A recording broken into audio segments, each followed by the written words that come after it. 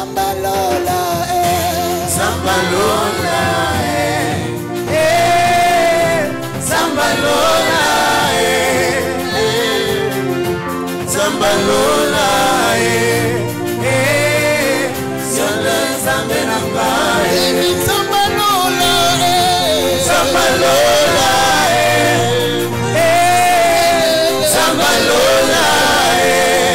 Zambalola, Zambalola,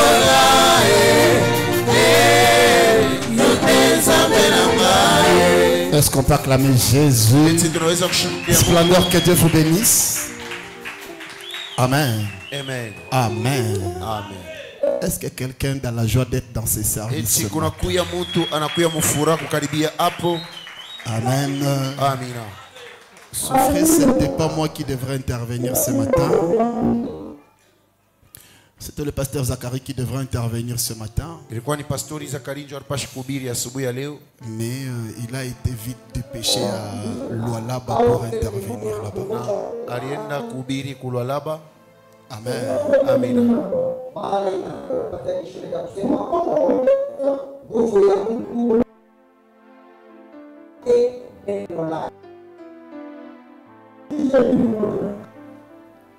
Si c'est mon micro, d'accord.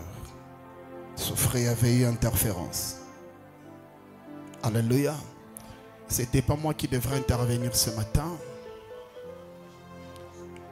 C'était le pasteur Zacharie de la chapelle de Kosumbalesa qui devrait nous prêcher.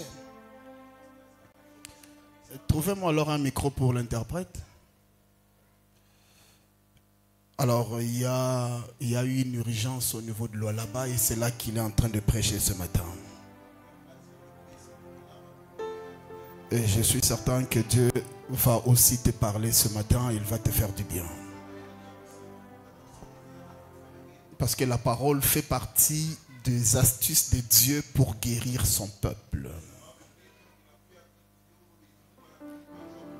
La Bible dit, dans leur détresse, ils crièrent à l'Éternel. L'Éternel leur envoya sa parole et sa parole les guérit.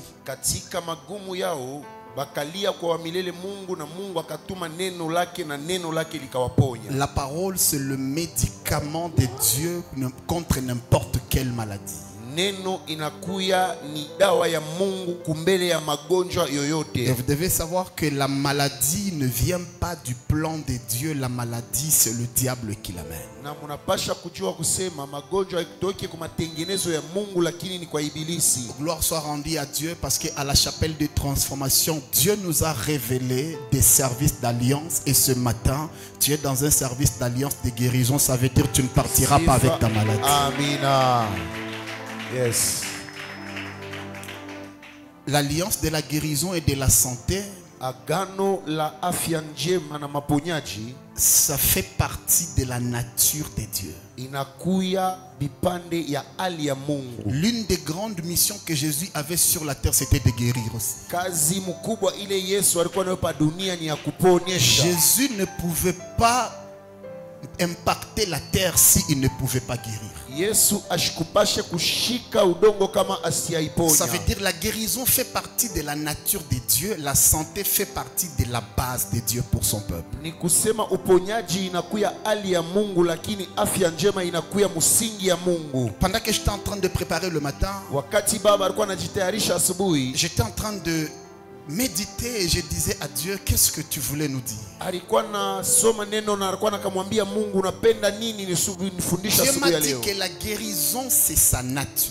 Mungu akasema matunzo inakuya ni hali yake. Parce que lorsque l'homme a péché, c'était une maladie. Kwa sababu wakati mtu alitenda dhambi ilikuwa ni magonjwa. Une maladie qu'il a contractée. Ilikuwa ni magonjwa ilimubamba. Alors il a fallu qu'il y ait une guérison pour que Dieu libère l'homme de cette maladie qui était le péché. Ilifadhali kukuye matunzo ili Mungu amutoshe mtu muile mambo. Or Dieu ne peut pas guérir si la guérison n'est pas sa nature. Japo Mungu hasiwezi kutunza kama matunzo haiko hali yake. Voilà pourquoi dans Exode chapitre 15 verset 26 il dit je suis l'Éternel qui te guérit.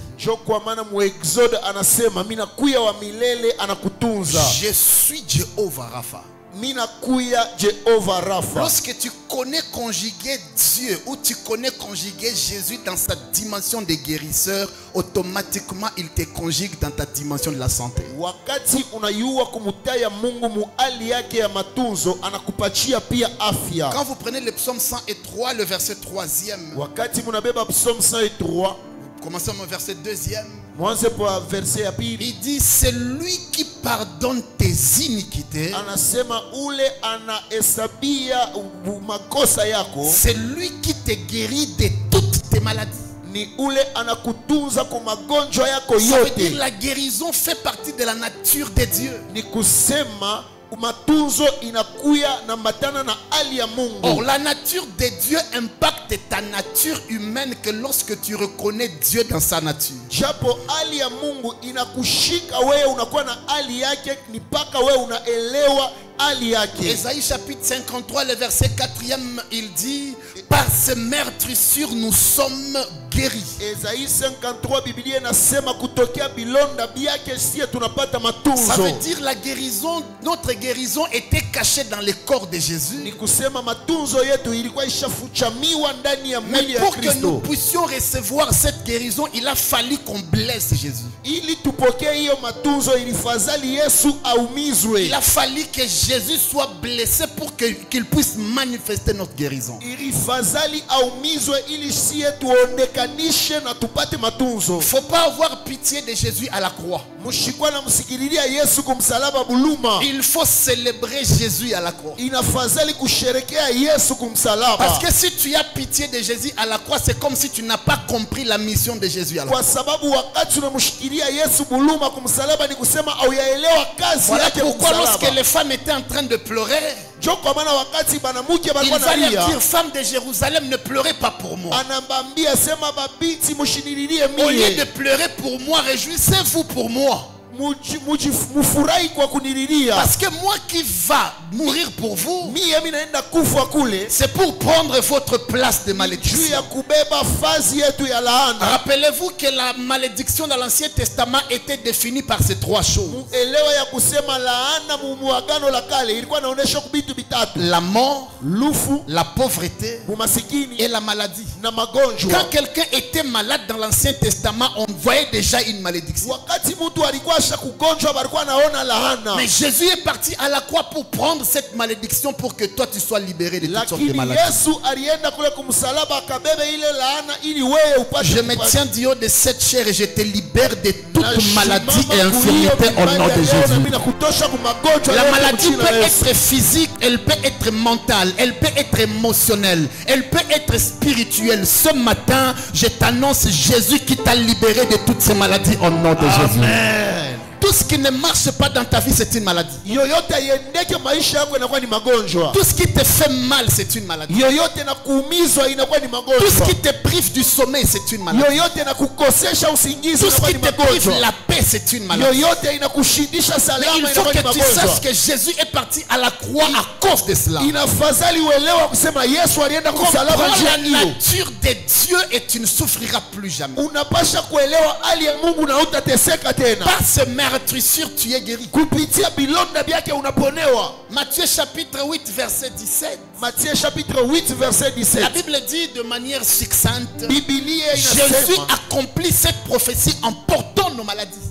Yesu alitimiza hiyo malako mkubeba magonjwa yetu. C'est une prophétie. Inakuwa ni malako. La Bible dit on lui apporta plusieurs malades. Biblia inasema balimuletea magonjwa Il mingi. les a tous guéris par sa parole Alibatunza bote kupitia pour neno que lake s'accomplisse la parole qui a été dite sur lui. ili itimizikwe misemo ile ilisemewa. Seulement comme tu es venu ce matin, Mpaka vile ulikuwa asubuhi ya c'était leo pour que Jésus te rencontre et qu'il te guérisse. ili Mungu akutane na wewe na Je akubariki. crois à un Jésus qui guérit jusqu'à aujourd'hui. Amini kwa Yesu la natunza Car asubuhi ya leo. Hébreux chapitre 13 verset 8 il dit il est le même hier, aujourd'hui et éternellement. Waebrania inasema anakuya moja moja jana leo hata L'apôtre milele. Jacques dit qu'en lui il n'y a ni changement ni ombre de variation. Jacques anasema ndani yake hamuna mabadiliko. Ça veut dire avec la même tactique et technique de des guérisons qu'il avait dans la Bible, il peut le faire encore aujourd'hui.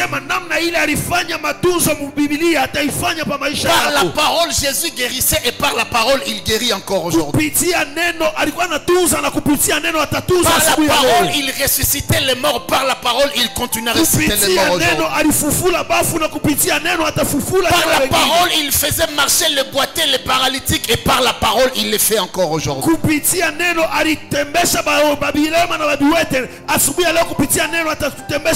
Dieu n'accorde pas seulement la guérison de manière occasionnelle, mais il a voulu que cette guérison soit quelque chose de très stable dans la vie de ses enfants. Voilà pourquoi il offre une alliance de santé. Amen. Il nous offre une alliance de santé. La guérison, c'est une intervention de Dieu. Vous avez compris? Amina. La guérison, c'est l'intervention de Dieu. Parce qu'on ne parlera de la guérison que lorsqu'il y a une maladie. Ça veut dire que tu as été atteint par la maladie et puis Dieu intervient pour te guérir. Mais il y a quelque chose qui peut faire à ce que tu ne tombes plus jamais malade. C'est lorsque tu contractes l'alliance de la santé. C'est-à-dire un état continu de protection et de restauration. Alléluia. L'alliance te protège. L'alliance te sécurise. L'alliance te couvre. Quand la maladie vient, elle vient en retard. Voilà pourquoi l'apôtre Pierre l'a compris. L'apôtre Paul n'a pas dit, l'apôtre Pierre n'a pas dit par ses meurtrissures nous sommes guéris. Non. Il dit par ses meurtrissures nous avons été guéris. Pourquoi il a conjugué ça au passé? C'est parce que dans le passé, présentement, je suis sécurisé par une alliance. Quand la maladie viendra, ça sera trop tard. Elle ne pourra pas me toucher parce que je suis sécurisé par l'alliance de la santé. Voilà pourquoi quand vous allez dans des hôpitaux, on écrit zone de santé. Amina. On ne dit pas zone de guérison. Hein? On dit zone de santé. Parce que pourquoi on dit zone de santé? Parce que tout ce qu'on doit utiliser pour te guérir avec doit être stérilisé. Ça veut dire que ça doit être exempté de tout microbe. Même les lieux où ils ont bâti cette zone de santé, ils se disent ce lieu est sécurisé. Quand vous allez venir, vous n'allez pas laisser votre maladie. Nous allons vous libérer de votre maladie. Et puis nous allons tuer les microbes. Malheureusement, dans les zones de santé terrestre, à côté, il y a une mort. Mais je vous parle d'une zone de santé là où il n'y a pas de morgue. Là où il n'y a pas chaque maladie avec son médicament. Il y a un seul médicament pour toutes les maladies qu'on appelle la parole. Lorsque tu contractes l'alliance de la santé, finit l'histoire avec la maladie. Je proclame ton introduction dans cette alliance. Amen. Quelle différence y a-t-il entre la guérison et la santé? J'ai commencé par le dire que la guérison c'est l'intervention divine pour restaurer un corps ou une âme qui est déjà atteinte. La guérison c'est une intervention divine pour restaurer ou guérir un corps ou une âme déjà atteinte. La santé divine, c'est la grâce de Dieu qui préserve l'homme contre la maladie et même contre les oppressions sataniques.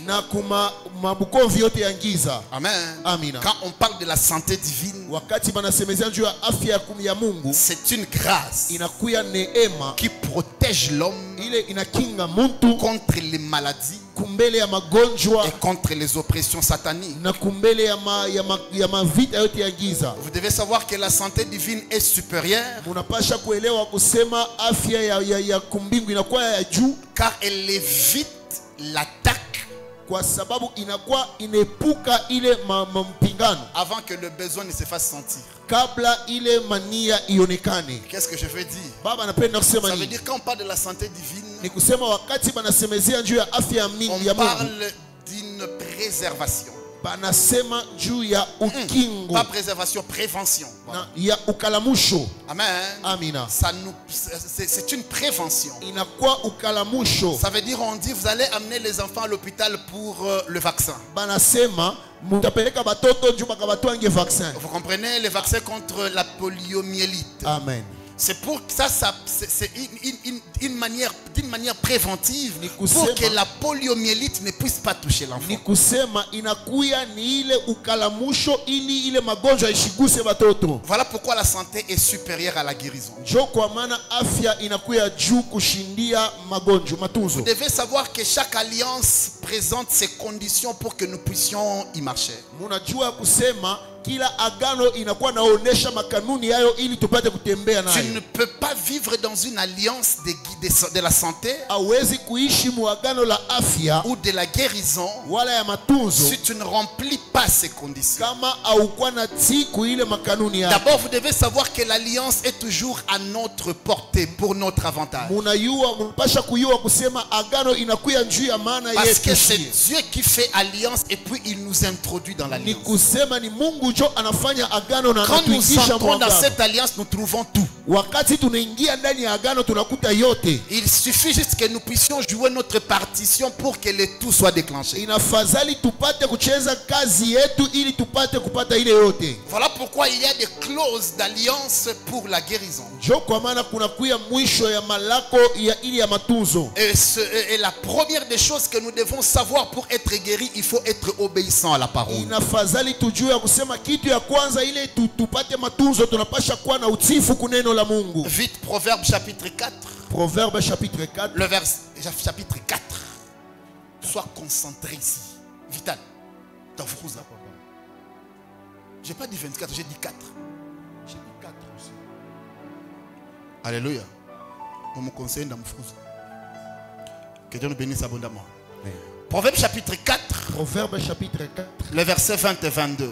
Verset 20. La Bible dit, mon fils, sois attentif à mes paroles. Biblia inasema mtoto yangu teka masikio Prête l'oreille à mes discours.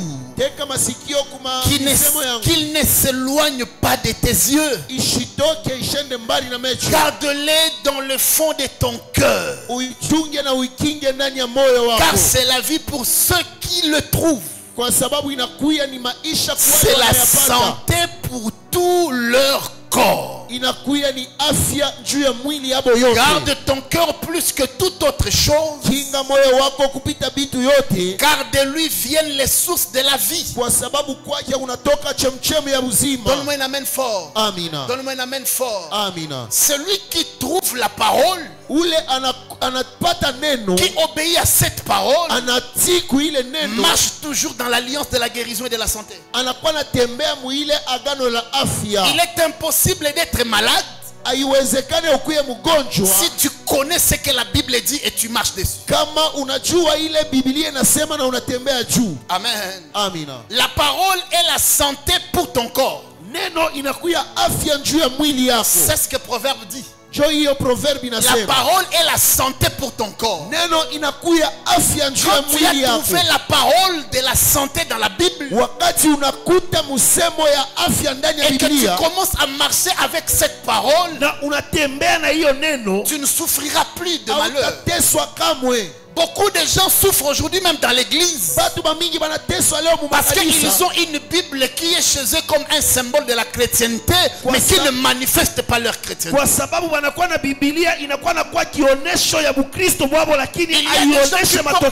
y a des gens qui portent la Bible pour intimider. Grosse Bible pour intimider les gens. Moi je suis chrétien. Mais il ne connaît rien de ce qui est dans cette Bible. Ne parle pas de la Bible si tu ne connais pas ce qui se trouve dans la Bible. Ceux qui mangent les fruits de ce que la Bible dit, ce sont ceux-là qui trouvent ce que la Bible dit. Tu peux avoir la Bible sans trouver dans la Bible ce qui concerne ta vie. La Bible dit un jour Jésus était en train de lire et il a trouvé quelque part là où c'était écrit lui concernant. Dans cette Bible, quelque chose a été écrit te concernant. Mais pour que tu puisses trouver ce qui est écrit pour toi, il faut le chercher. Matthieu chapitre 7, le verset 7, la Bible dit chercher. Matthieu chapitre 7, verset 7, si tu ne cherches pas, tu ne trouveras pas. Or, ce que tu trouves entre dans ton patrimoine. Ce que tu trouves t'appartient. La parole que tu trouves dans la Bible sera ta parole. Le jour que tu trouves la parole de la prospérité financière dans la Bible, cette parole va t'appartenir et elle va créer des choses dans ta vie. La Bible dit au commencement était la parole. La parole était avec Dieu, la parole était Dieu. Tout a été créé par lui et pour lui. Colossiens chapitre 3 verset 1. C'est la parole qui a tout créé. Et c'est pour la parole que tout a été créé. Dans la Bible, il y a la parole qui concerne ta santé. Mais pour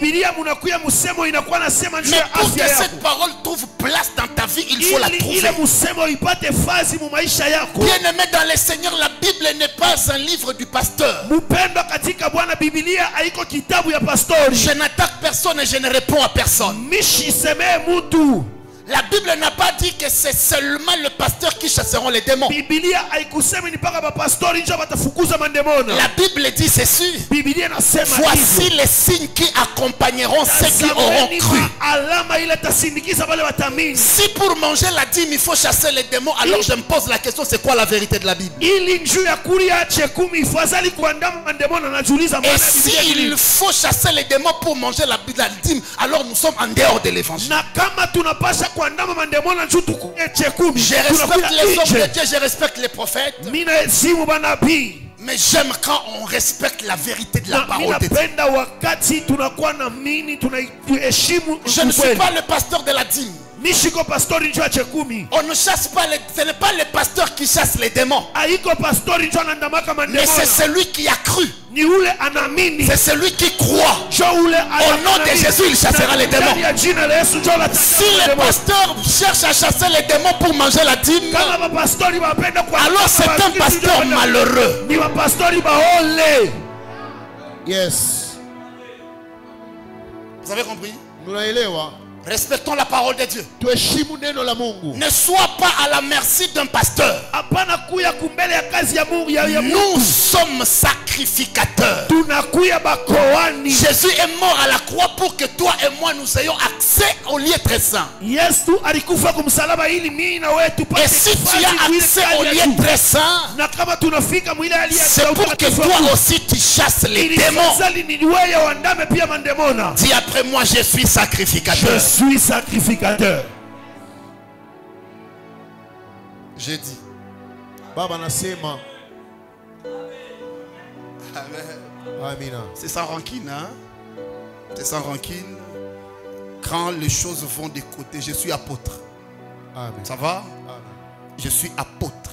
Baba anakuya mtume. Et quand la fondation est touchée, c'est ça ma responsabilité. Wakati musingi inabambwa, revenir, remettre les choses sur les rails. Kuya kurudisha kazi musawa. Amen. Amina. Alléluia. Amina. Ça c'est la vérité. Inakuwa ni ukweli. Voilà pourquoi il faut tirer attention. Quand vous allez sur les réseaux sociaux, Joko maana mnapasha kubange wakati mnaenda ku vous réseaux sociaux. devez être sélectif. Vous écoutez qui? Mnapasha kuya na uchaguzi, mnakuwa nafuata nani? Amen. Amina. Vous écoutez qui? Mnasikia nani?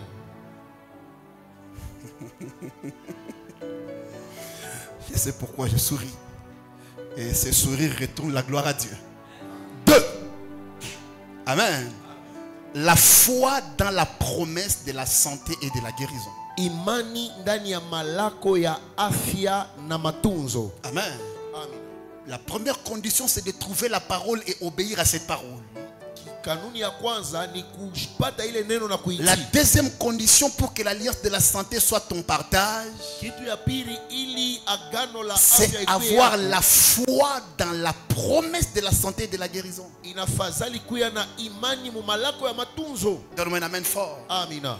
La Bible dit dans Hébreux chapitre 11 verset 6, or sans la foi il est impossible de lui être agréable. Biblia inasema bila imani haiwezekane kumupendezwa. Si tu as la foi, Wakati unakuwa na imani, tu plais à Dieu. unamfurahishwa Et Mungu. quand tu plais à Dieu, Na wakati unamfurahisha, tout ce que tu lui demandes, il le fait. yoyote unamulomba anayafanya. Donne-moi amen. Amina. Alléluia. Amina. Donne-moi un amen fort. Amina.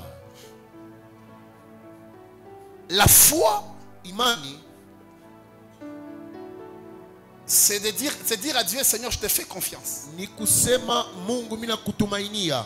Je fais confiance dans ce que tu as dit. Mina tumainia kwa hiyo unasema. Si tu as dit que tu me guériras, Kama ulisema utanitunza, comme il a dit dans Jérémie chapitre 30 verset 17. kama vile alisema mu Jérémie 30 17.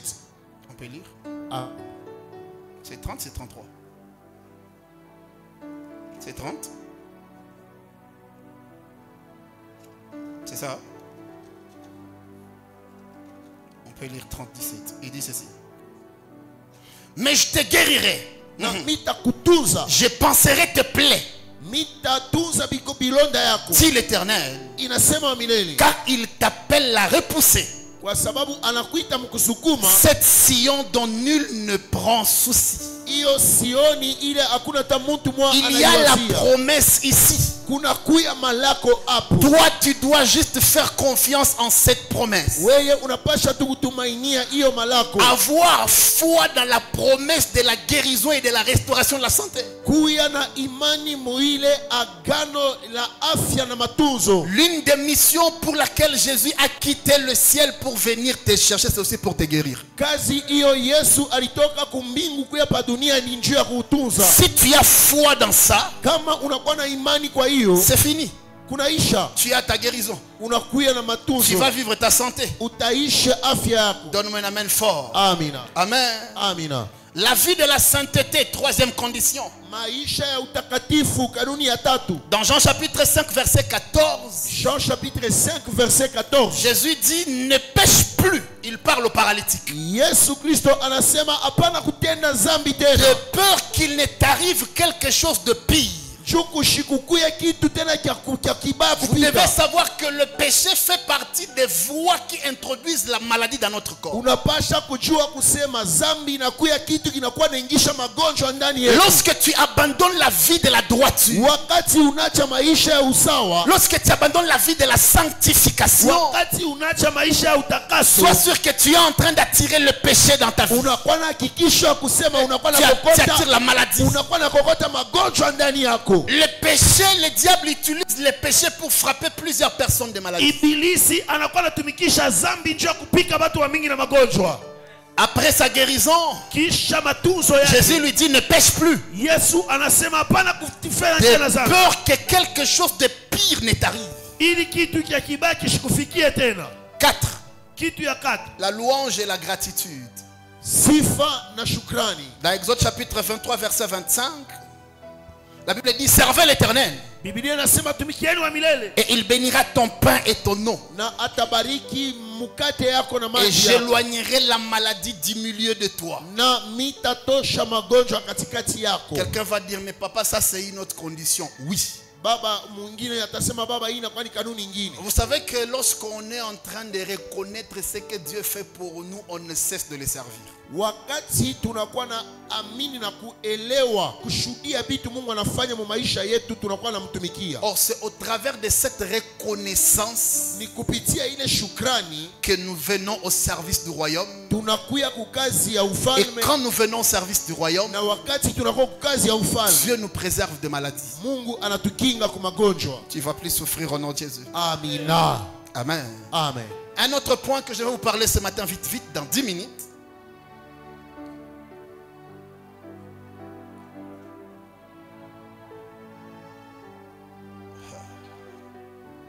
Voilà. Je prends les armes spirituelles pour nous maintenir en bonne santé. Baba anabeba masila ya kiro juu ya kutukinga mu afya. Ou bien faites le choix entre la santé sur le chemin de l'Éden ou bien les armes spirituelles pour nous prévenir de la santé, pour nous garder en bonne santé. La santé sur le chemin de l'Éden, les armes spirituelles pour nous garder en bonne santé. Un ou deux. Un, on prend les armes. Amen. Amen. Alors nous prenons les armes. Amen. Amen. Alléluia.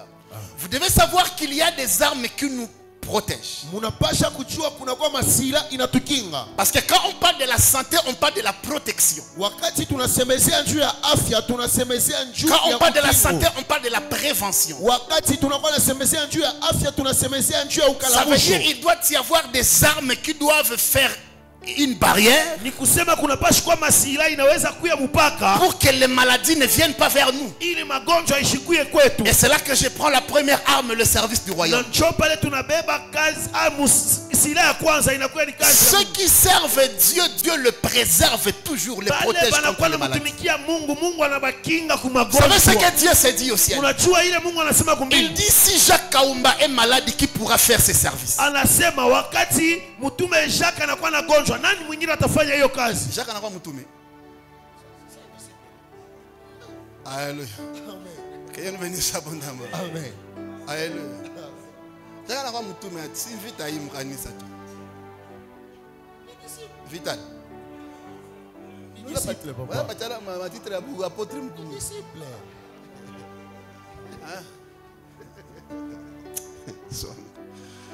Amutamkataza vital. Alléluia. Donne-moi un amen fort. Amen.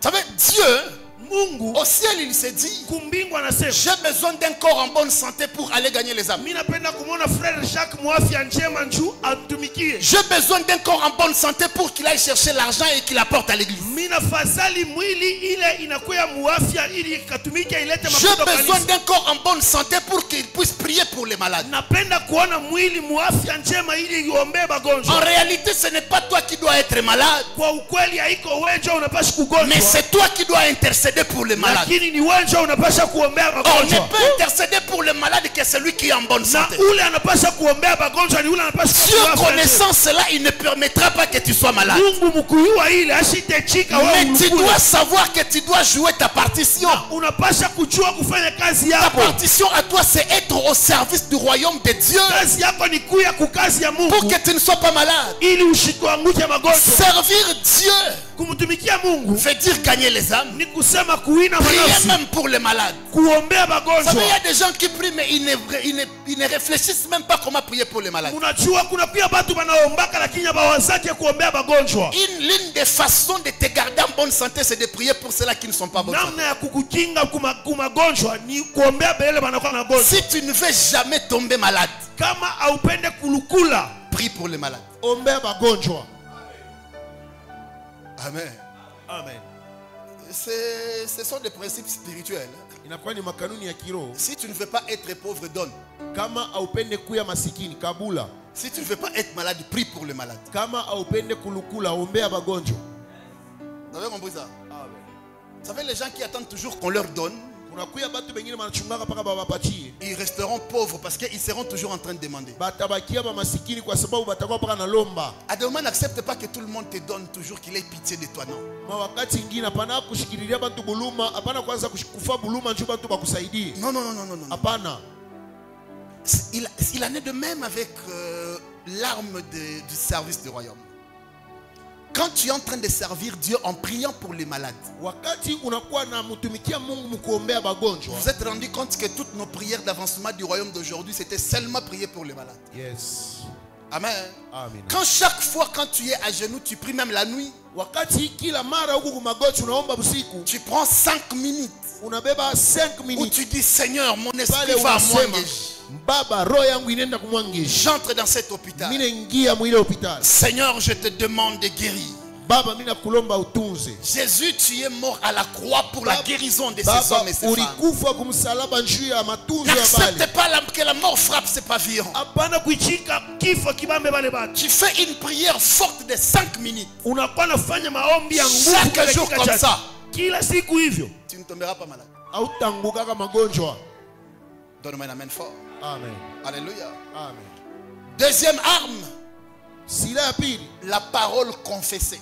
inakuya ni neno ya kukiri.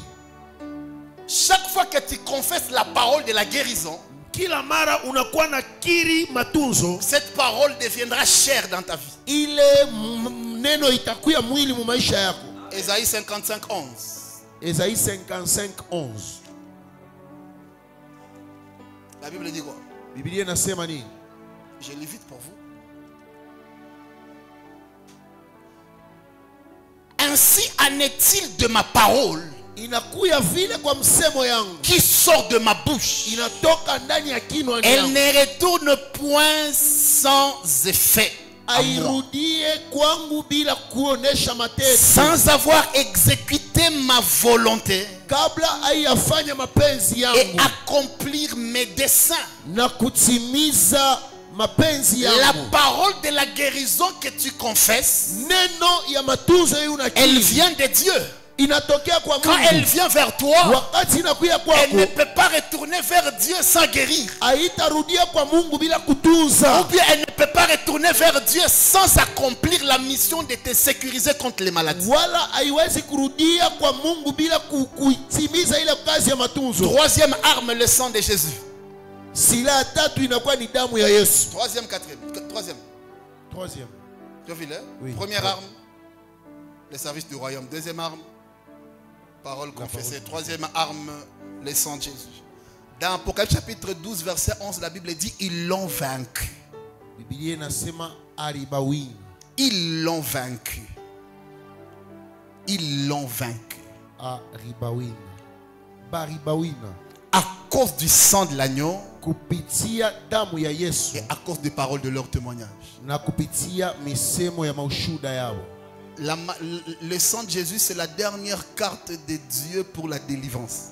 Damu ya Yesu inakuya ni kati ya mwisho ya ufungulivu. Chaque fois que tu amènes le sang de Jésus sur la scène de la maladie, ça doit partir. Wakati unabeba damu ya Yesu unaipeleka fazi ya magonjwa, magonjwa inapaswa kwenda. 4. 4. L'onction d'huile. Dans Jacques chapitre 5, verset 14 à 15, la Bible dit, si quelqu'un est malade, qu'il appelle les anciens, qu'il loigne d'huile et le malade sera guéri. Amen. Amen. Amen. Jésus a envoyé ses disciples pour qu'ils aillent prêcher l'évangile, guérissant tous les malades en les loignant d'huile. Amen.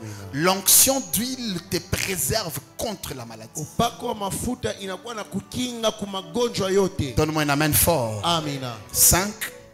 La Sainte Seine. Amen. Meza la Bwana. La communion du corps et du sang de Christ. Amen. Ça nous fortifie spirituellement et physiquement. Inakuwa natupatia nguvu kiroho na kimwili. Je vais terminer. C'est quoi le but de cette alliance de guérison et de la santé? Inakuya ni nini shabaha ya ilo agano? C'est pour manifester la gloire de Dieu dans nos corps. Njuu ya kuonesha utukufu wa Mungu Dans 1 ndani Corinthiens yetu. chapitre 6 verset 20, la Bible dit, glorifiez donc Dieu dans votre corps. Biblia inasema munapasha kumtukuza Mungu ndani ya mili yenu. Quand tu es en bonne santé, Dieu prend gloire. Wakati unakuwa muafya njema, Mungu anabeba utukufu. Donne gloire à Dieu avec tes acclamations pour la santé. Amina. Amen. Amen. Premier objectif ou le but primaire, c'est d'abord pour que la gloire retourne à Dieu. Kazi ya kwanza ni ili utukufu imrudilie Mungu. Deuxième but, c'est pour servir Dieu sans interruption. Kazi ya pili ni ili ya kumtumikia Mungu bila kuacha. Si tu es en bonne santé, c'est pour que tu continues à servir Dieu sans interruption. Wakati unakuwa mu afya njema ni ili mtumikie Mungu bila kuacha. Quatrième but, c'est témoigner la puissance de Jésus-Christ. Kushuhudia uwezo wa Mungu. Amen. Amina. Lorsque tu es en bonne santé, tu es en train de témoigner la puissance de Jésus qui guérit. Wakati unakuwa na shuhudia Mungu, unakuwa na sema utukufu ile na kutunza. Vous devez savoir pour terminer que la guérison c'est la clé de Dieu. Munapasha kujua kusema matunzo inakuwa ni fungulo ya Mungu pour que les âmes viennent aussi à Christ. ili manafsi ikuye pia kwa Mungu. Lorsque tu es toujours en bonne santé, wakati unakuwa mu afya njema kila mara, quelqu'un de toujours maladif il te posera la question, qu'est-ce que tu fais pour que tu sois toujours en bonne santé? Ule mtu analukulaka atakuuliza unafanyaka change ukuye mu afya. La seule chose à lui dire c'est Jésus qui fait ça. Na kitu utamwambia ni Yesu ndio anafanya. Il va te dire montre-moi ton Jésus. Atakwambia unipenyambie Yesu. Tu vas l'amener à Christ parce que la guérison c'est la clé de Dieu pour que les âmes viennent à Christ. Utamupeleka kwa Kristo kwa sababu matunzo inakuwa ni fungulo. Vous devez aussi savoir que la guérison c'est l'héritage de Dieu pour nous ses enfants. Kujua ya kusema inakuwa pia urithi ya watoto ya Mungu. Et la santé c'est une marche quotidienne dans la présence de Dieu. Na ile afya inakuwa ni mwenendo ya kila mara uwepo wa Mungu. Nourri par l'obéissance, la foi et la communion. Hapana kusaulika, utifu. Pour terminer ce matin, le nom de Jésus nous octroie la capacité pas seulement de rester en bonne santé, mais d'apporter aussi la guérison. Vous vous rendrez compte que la santé on la cherche, mais la maladie on la cherche pas.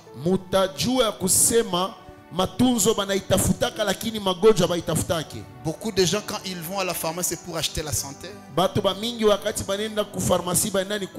tu vas à l'hôpital c'est pour payer l'argent afin que tu achètes la guérison.